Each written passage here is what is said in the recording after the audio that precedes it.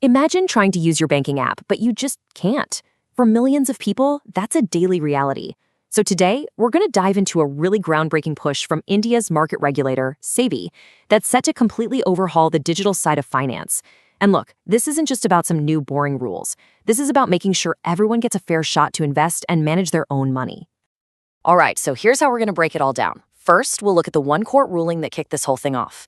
Then we'll follow the timeline, see how regulators and companies dealt with some pretty tight deadlines. We'll get into the nitty-gritty of the rules SEB laid out and how a final tweak totally changed the game. And, most importantly, we'll figure out what all of this really means for you. So, you have to wonder, what starts something this big? An industry-wide change like this doesn't just happen. It wasn't some new tech or a market crash. Nope. The push for this came from the very top. A landmark judgment from India's Supreme Court. Right, so on April 30th, 2025, the Supreme Court sent a really powerful message. They basically said that making financial services accessible for people with disabilities isn't just a nice thing to do, it's an absolute necessity. And that one statement, it was pretty much the starting gun for this whole regulatory marathon. And SEBI did not hang around. Just a few weeks later, on May 23rd, they shot out their first directive. And they went straight for the first hurdle every investor faces, the digital KYC process. Know your customer. It makes total sense, right? If you can't even get through the digital front door to prove who you are, the whole system is closed off to you. This was the very first step in making the court's vision a reality. Okay, so the principle was set. Now it was time to put it into practice. This next phase was all about implementation. Setting the deadlines and figuring out what compliance was actually going to look like. And let me tell you, that first timeline was aggressive. A circular went out on July 31st that set a crazy pace. Firms had to file a report in a month, find and hire a specialized auditor in just 45 days, and then get all their platforms audited and fixed within 6 months. The pressure was definitely on. So, as you can probably guess, the industry kind of hit the brakes. These financial firms, the regulations call them regulated entities, they argued that overhauling these super complex digital systems so quickly just wasn't possible. So they went back to SEBI and basically said, hey, can we get a more realistic schedule here? And you know what? SEBI listened. In a really pragmatic move, they issued new deadlines on August 29th. The time to find an auditor got pushed back by 3 months. And the really heavy lifting, doing the audit and then fixing everything, that got an extra 6 months each. This wasn't just them kicking the can down the road, it showed they were willing to work with the industry to balance that ambition with a dose of reality. Okay, so the timeline was better, but there was still a huge question hanging in the air. What does compliance actually mean? What do we have to do?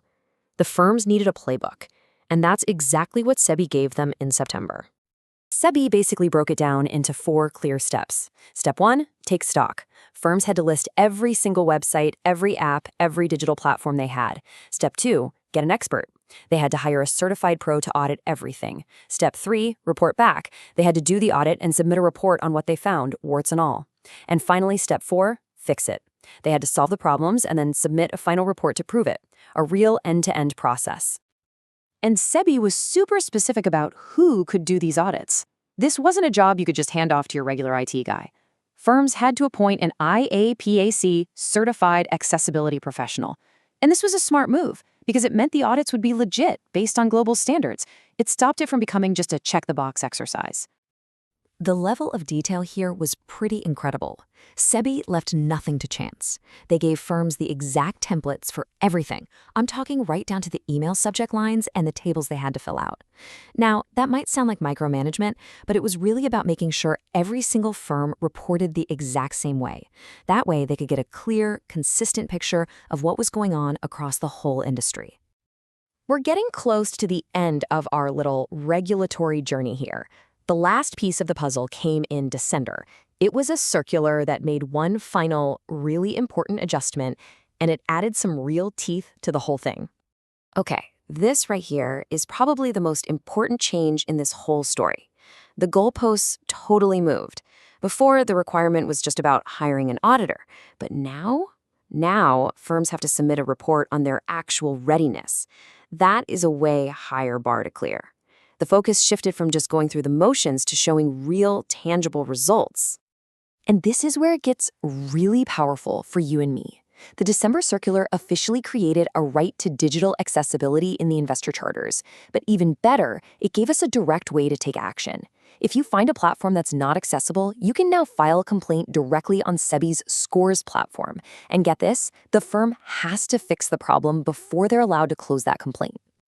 All right, we've walked through the whole saga, all the court rulings and circulars, so let's just boil it all down. What are the key things you need to take away from this whole regulatory push?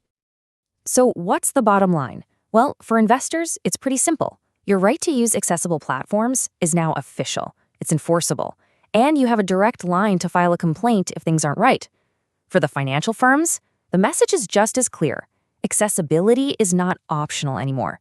They have to be ready, they have to prove it, and they have to get audited regularly. No more gray areas. If there's one date to circle in your calendar from all of this, it's this one, March 31st, 2026. That's the huge deadline for firms to submit their first official report on how ready they are. It's the moment they have to show their work and prove they're making progress. So this all leaves us with one last really big question. By forcing the issue on digital accessibility, is the financial industry just making a few small tweaks, or are we actually watching a fundamental shift that could change how millions of people invest their money, maybe even unlocking the market for a whole new group of people? Honestly, the answer to that is going to shape the future of finance in India for years to come.